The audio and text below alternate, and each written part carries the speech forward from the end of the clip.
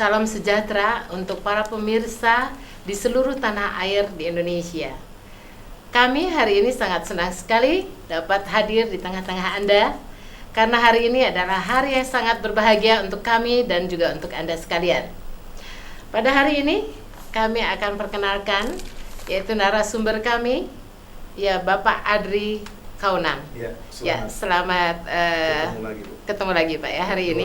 Iya, bagaimana, sehat Pak? Selalu puji Tuhan. Iya. Dan sehat menyertai kita Amin. semua.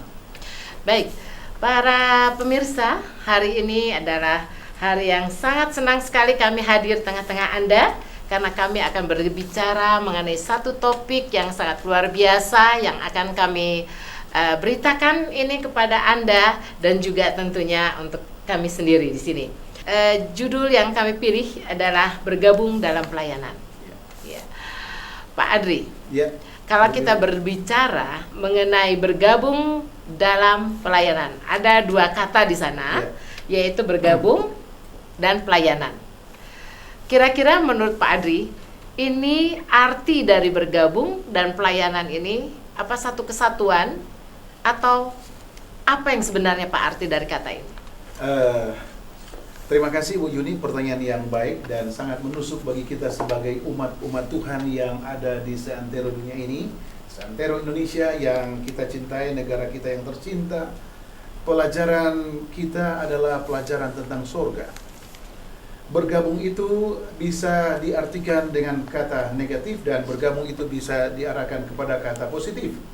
Tetapi pada waktu yang indah ini, momen yang luar biasa ini, kata bergabung ini adalah setiap individu yang sudah lahir dan percaya kepada Allah yang Maha Kuasa, ingin memberikan yang terbaik melalui proses pembelajaran tentang apa itu Alkitab dan apa itu misi Yesus, bergabung dalam pelayanan. Artinya bahwa kita tidak memiliki apa-apa, talenta atau kemampuan apa-apa, tetapi bila mana kita satukan dan mau diajar melalui firman yang baik, maka kita akan memasuki satu bagian yang penting. Artinya bahwa setiap individu terlibat di dalam pelayanan untuk mempercepat misi Yesus yang luar biasa. Luar biasa sekali. Amin, Bu. Pak Andri, kata bergabung di sini berarti sekelompok atau bisa bersama-sama. Ya. Kadang-kadang kita sebagai orang Kristen kadang bertanya, apakah saya harus bergabung? Kemudian bisakah saya melakukan satu pelayanan? Karena biasanya kategori pelayanan itu orang katakan satu pekerjaan yang terlalu rendah. Tetapi seperti Pak Adri katakan tadi, bahwa pelayanan ini adalah satu misi dari Yesus sendiri, yang dimana Dia ingin memberikan kepada semua orang, semua sejagat ini untuk bergabung bersama-sama dengan Dia, dan kita mengetahui bahwa Yesus adalah dari master dari segala-galanya. Nah Pak, dalam hal ini saya sebagai orang awam, kira-kira saya bisa nggak memberikan pelayanan untuk memberikan kabar kesukaan atau kabar gembira atau memberikan kesaksian-kesaksian tentang Yesus sendiri, karena saya mungkin kurang fasih dalam pelajaran ini. Apakah ini tugasnya seorang pendeta atau tugasnya orang pemimpin gereja saja, atau saya sendiri bisa bergabung bersama-sama? Jawabannya hanya berdasarkan firman Allah. Yang pertama saya bacakan dalam buku Markus pasal 16 ayat 15. Yesus berkata kepada murid-muridnya juga dan kepada orang banyak. Lalu Ia berkata kepada mereka, pergilah ke seluruh dunia, beritakanlah Injil kepada segala makhluk. Para pemirsa yang kami cintai di tanah air, jawaban yang sederhana adalah kita mau melihat siapa sosok Yesus itu. Itu dulu. Bila mana kita melihat sosok yang lain, maka sosok yang lain ini tidak akan membawa kepada satu kehidupan yang kekal, dan kehidupan yang kekal itu hanya melalui Yesus. Itulah metode yang pertama. Yang kedua adalah tugas kita, setiap orang, baik itu hamba Tuhan atau kaum awam, atau seorang petani yang ada di Minasa sana, atau orang-orang yang bekerja saat ini, mereka semua siap untuk melakukan tugas Yesus ini dengan catatan. Pertama, Mereka harus berdoa, mereka harus membaca firman, dan selalu di dalam mindset mereka adalah Yesus sebagai sumber berkat bagi mereka. Jadi inilah misi Yesus. Yesus tidak memilah-milah atau memilih-milih seseorang, tetapi pekabaran ini bagi semua yang mau dan melihat siapa Yesus itu dan misi Yesus untuk kita semua. Luar biasa sekali. Amin, Ibu Yuni. Pak Adri, kalau kita Haleluya. lihat tadi, Ya. Pak Adri sudah jelaskan di sini. Ya, Apakah ini suatu kewajiban kalau Ya. kita sudah menjadi sebagai orang Kristen, pengikut Kristus yang setia? Ya. Ini suatu kewajiban, Ya. kebersamaan ini, Ya. ataukah tidak hanya saya sudah terima Yesus, sudah saja bahwa saya akan selamat, atau ini suatu kewajiban sebagai orang Kristen di mana kita harus memberitakan kabar yang sudah kita terima kepada orang lain? Kira-kira kewajiban atau tidak ini? Jawaban yang sederhana bahwa kewajiban itu harus kita pikirkan bahwa kita ingin memperoleh kehidupan yang kekal. Itu dulu Bu Yuni. Ya.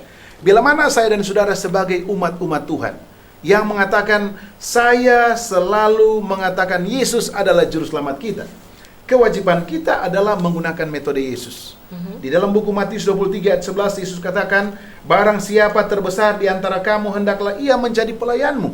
Artinya bahwa jika kita ingin melihat Yesus, ingin membalas apa yang Yesus lakukan bagi kita sebagai seorang pelayan, maka kita juga harus mengatakan bahwa kewajiban Yesus adalah milik saya juga untuk mewartakan Injil seantero dunia, tetapi mulai di dalam apa?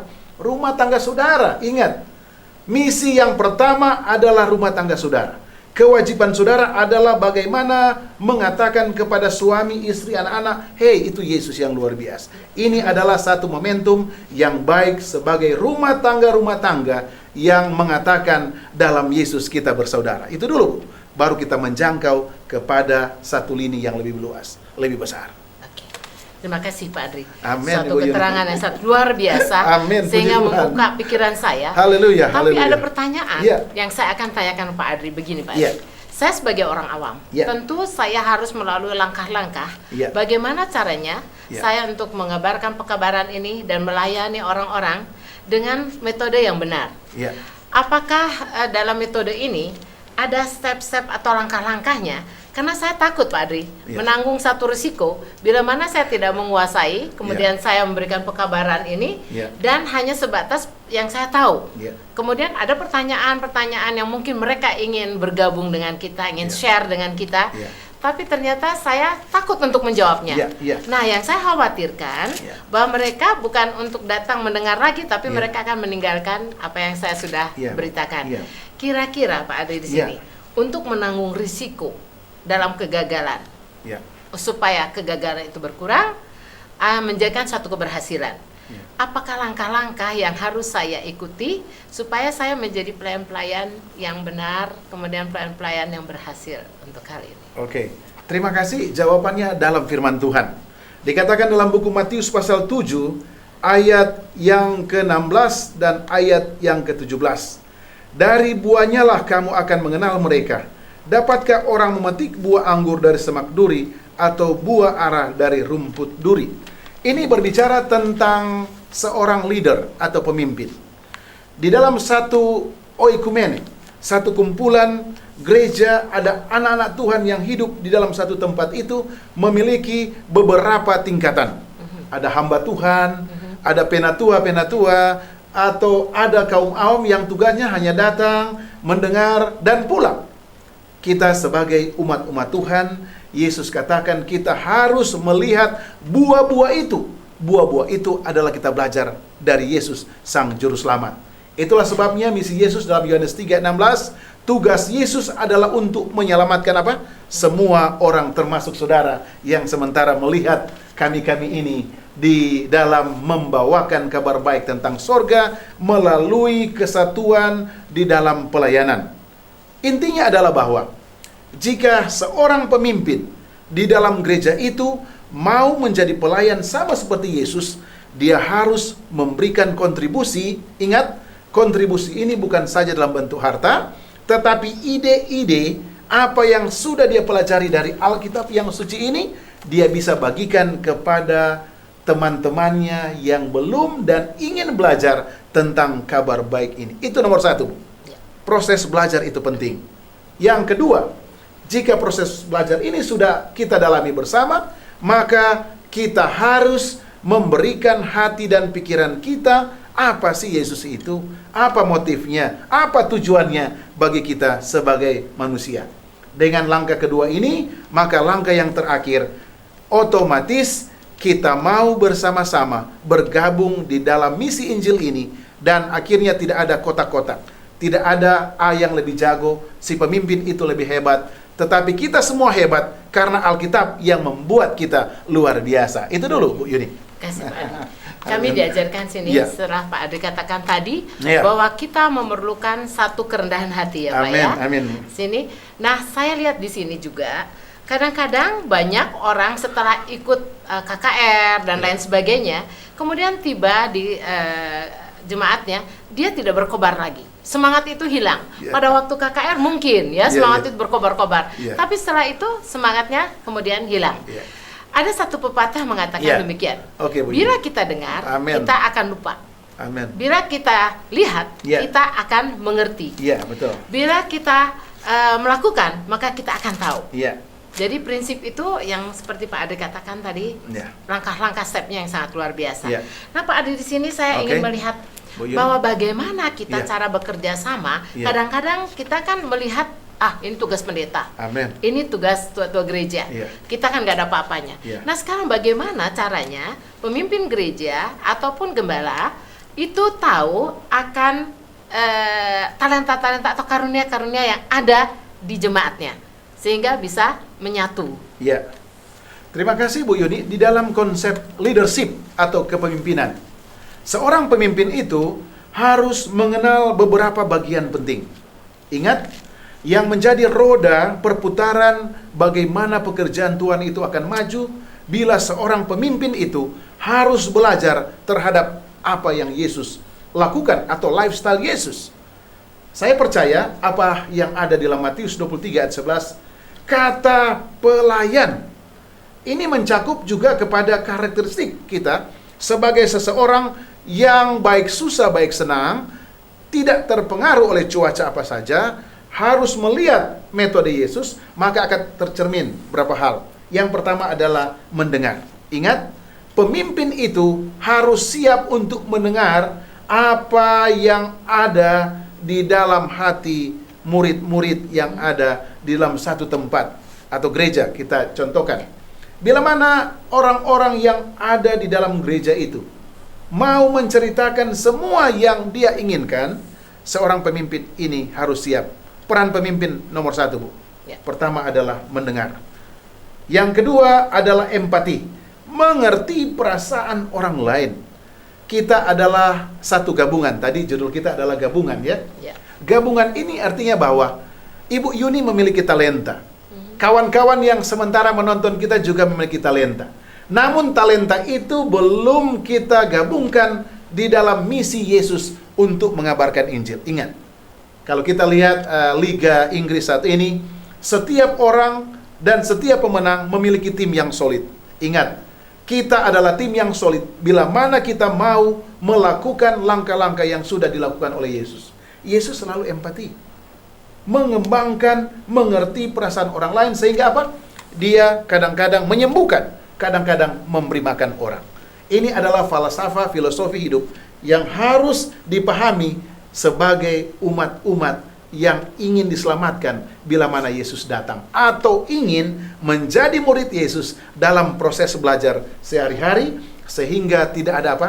Kotak-kotak hitam, kotak-kotak putih, tetapi satu, bergabung di dalam misi Yesus dan siap diajar oleh firman Tuhan. Dan metode yang kedua ini bisa menjadi bagian kita. Ingat, yang pertama adalah mendengar, yang kedua adalah empati, dan saya akan lanjutkan untuk beberapa metode-metode Yesus yang bisa menjadi bagian kita, sehingga kita tidak memperoleh pemikiran-pemikiran yang negatif tentang bagaimana kesatuan di dalam menginjil itu dapat terjadi secara otomatis. Ya, para pemirsa, kita tentu senang dengan pemberitaan yang diberitakan oleh Pak Adri tadi. Ya. Nah, untuk selanjutnya kita akan masuk ke dalam pelajaran kita yang berikut, Ya. tapi kita akan melewati yang satu ini dulu. Amin.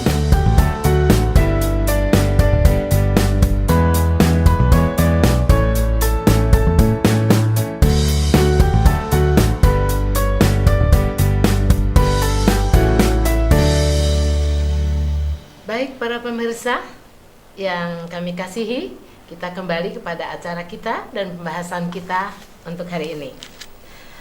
Pak Adri, gimana? Pembahasan kita hari ini kita akan lanjutkan? Iya, lanjutkan. Oke. Silakan. Iya, dengan pembahasan kita yang tadi Pak Adri sudah jelaskan, kita akan masuk sekarang Pak, gimana caranya ya Pak ya, untuk mencocokkan bahwa saya ini termasuk sebagai penuai atau sebagai apa yang harus saya tuai lagi Pak? Oke, Ibu Yuni, pertanyaan yang baik sekali. Mari kita lihat konsep dari Alkitab tentang manajemen yang benar. Di dalam buku Matius 22, kalau Ibu Yuni punya Alkitab dan para pemirsa di rumah boleh mengambil Alkitab yang luar biasa ini, dikatakan bahwa jawab Yesus kepadanya, "Kasihanilah Tuhan Allahmu dengan segenap hatimu, dan dengan segenap jiwamu, dan dengan segenap akal budimu. Itulah hukum yang terutama dan yang pertama. Dan hukum yang kedua yang sama dengan itu ialah kasihilah sesamamu manusia seperti dirimu sendiri." Inilah pandangan Alkitab buat saya dan saudara. Bila mana kita ingin untuk membagikan kabar baik kepada orang banyak, melayani orang banyak itu, maka kita harus mengenal Allah kita, siapa Allah itu. Setelah kita mengenal siapa Allah itu, apa yang Allah inginkan bagi kita.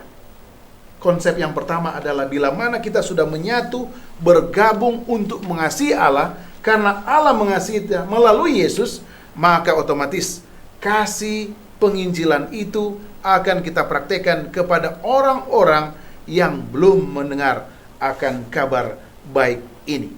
Itulah disebut dengan penuai dan tuaian.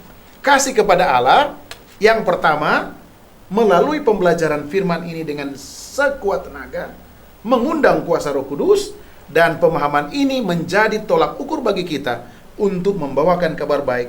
Itulah kasih kepada sesama manusia. Baik, Pak Adri. Ya, Ibu Yuni. Saya tertarik sekali dengan bagaimana yang dijelaskan oleh Pak Adri tadi. Nah, apakah dalam cara saya memberikan pelayanan atau memberikan pekabaran ini kepada setiap orang atau siapa saja yang saya bisa kenal melalui tadi Pak Adri sudah jelaskan dari keluarga, kemudian tetangga, kemudian mulai kita menjangkau yang lebih jauh lagi. Nah, pada waktu saya memberikan pelayanan, apakah itu menumbuhkan pertumbuhan kerohanian saya atau tidak? Apakah itu sudah pasti bahwa dengan cara saya melayani orang berarti pertumbuhan kerohanian saya berjalan? Ataukah ini Tuhan yang memberikan kesempatan ini kepada saya atau kepada orang awam atau kepada semua orang yang ingin memberikan pekabaran ini? Dengan demikian pertumbuhan kerohaniannya itu akan muncul dengan sendirinya pada waktu kita melayani. Ya, terima kasih. Kita harus artikan dalam dua bagian pelayanan ini. Yang pertama adalah konsep pemasaran yang kita kenal adalah metode produk, promosi, harga, dan places atau tempat. Bila mana kita belajar metode-metode ini, otomatis secara konsisten kita bisa menguasainya ini. Tetapi ingat, produk sorga beda dengan produk yang kita cicipi atau kita lihat saat ini. Produk sorga kuncinya hanya sederhana.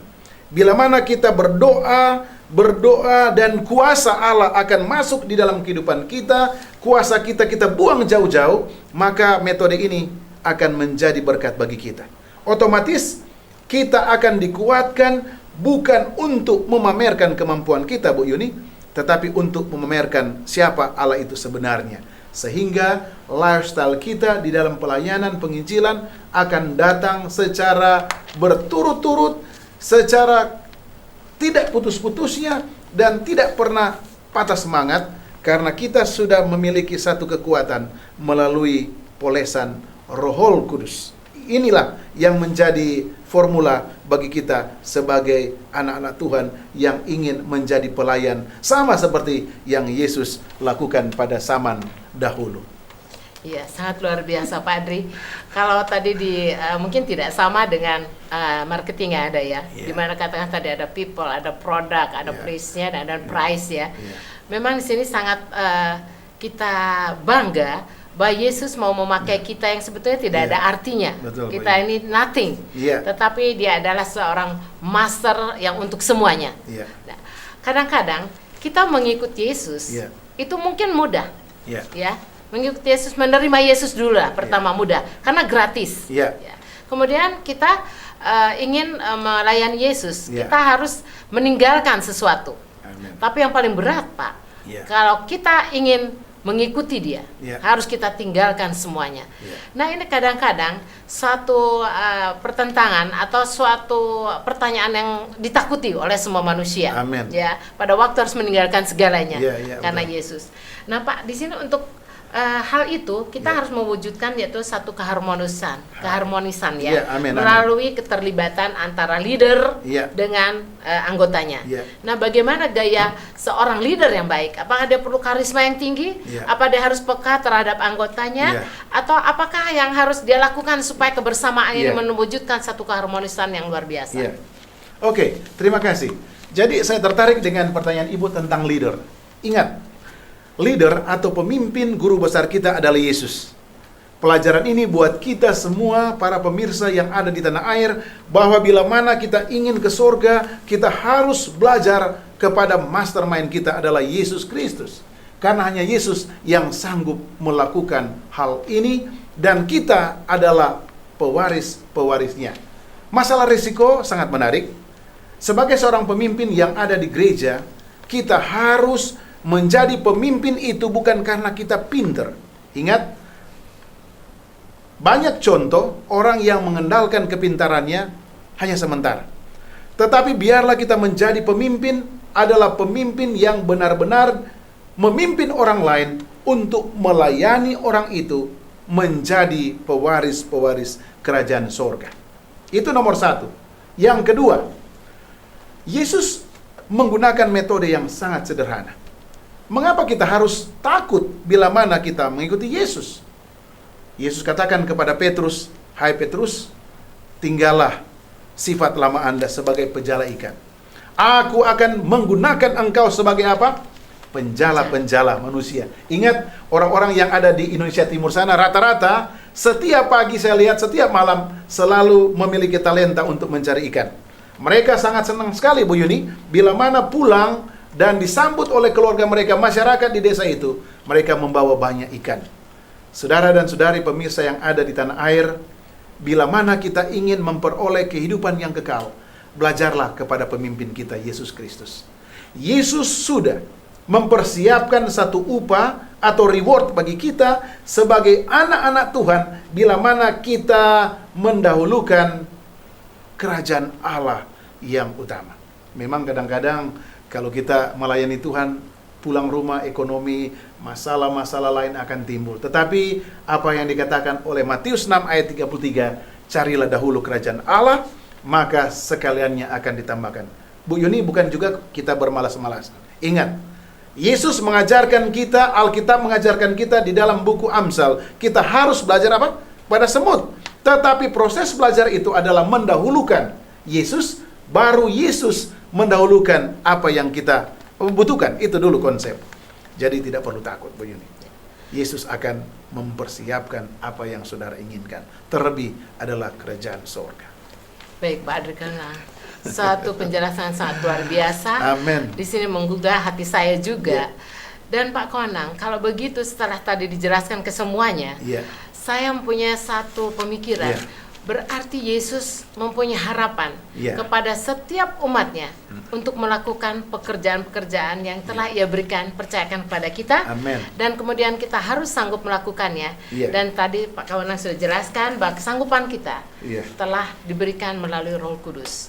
Nah Pak Kawanang, untuk acara kita ini, pembahasan kita ini, untuk keseluruhannya, pada hari ini, kira-kira untuk kesimpulannya, Ya.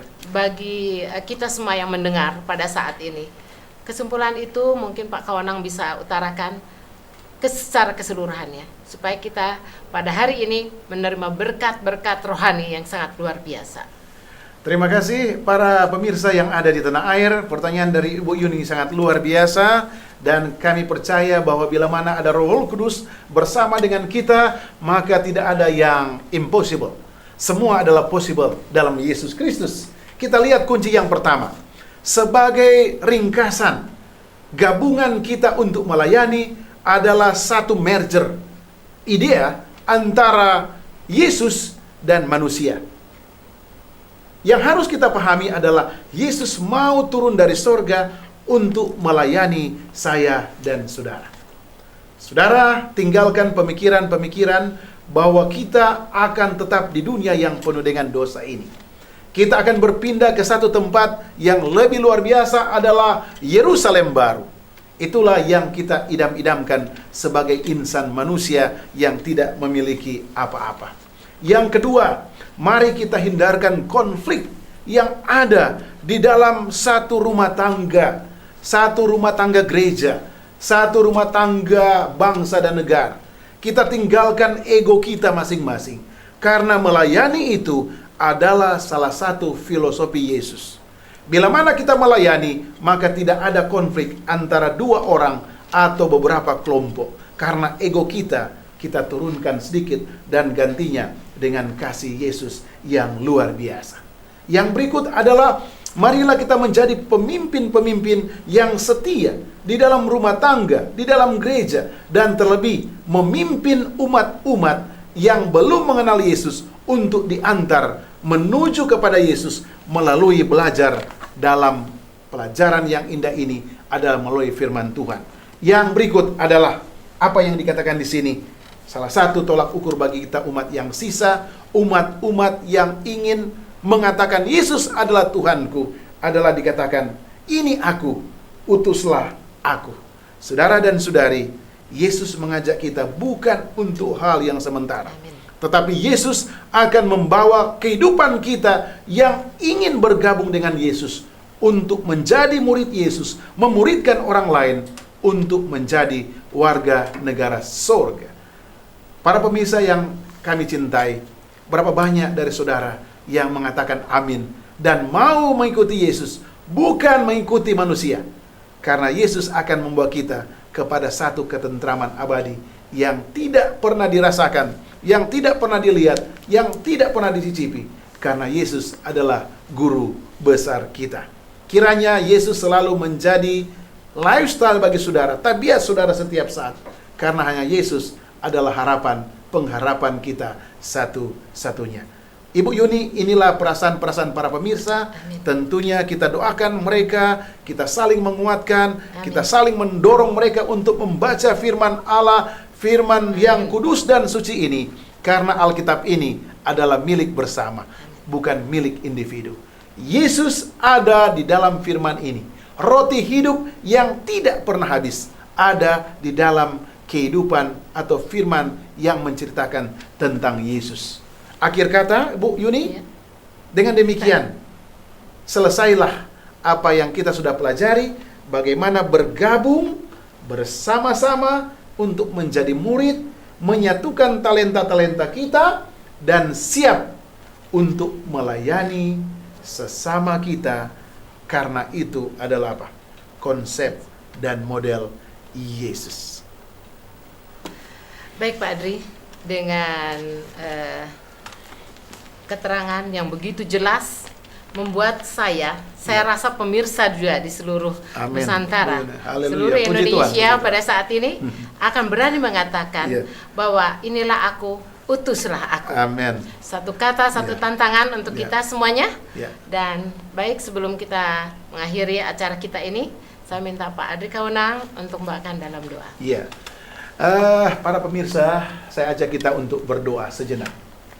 Ya Allah, ya Bapa kami yang ada di dalam kerajaan surga, terima kasih waktu yang indah ini Tuhan sudah gunakan bagi kami semua untuk bergabung, mau memanggil nama Yesus, Allah yang hidup, yang sudah datang untuk melayani kami. Bapa, ajarlah kami, poles tabiat-tabiat yang kurang bahagia, kurang rendah hati. Gunakan sifat-sifat yang positif, saling menguatkan dan saling mengajar tentang kabar baik melalui Alkitab yang kudus ini. Bapa, jadikan kami penjala ikan. Jadikan kami mau mengajar tentang firman ini kepada sahabat-sahabat kami yang mau mengikuti Yesus. Ya Bapa di sorga, terima kasih Tuhan. Berkati para pemirsa, berkati kami semua, sehingga bila mana Yesus datang kedua kali, kami semua akan dibawa menuju ke dalam kerajaan sorga. Bapa, terima kasih Bapa. Terpujilah namamu. Dalam nama Yesus Tuhan dan Juru Selamat kami sudah berdoa. Haleluya. Amin. Amin. Terima kasih Bu Yuni. Ya. Ya, para pemirsa yang kami cintai dan kami kasihi, Amin. topik acara kita hari ini sudah selesai dan kita akan berjumpa lagi pada hari-hari yang berikut dengan topik acara yang berbeda. Terima kasih, Shalom. Haleluya. Shalom.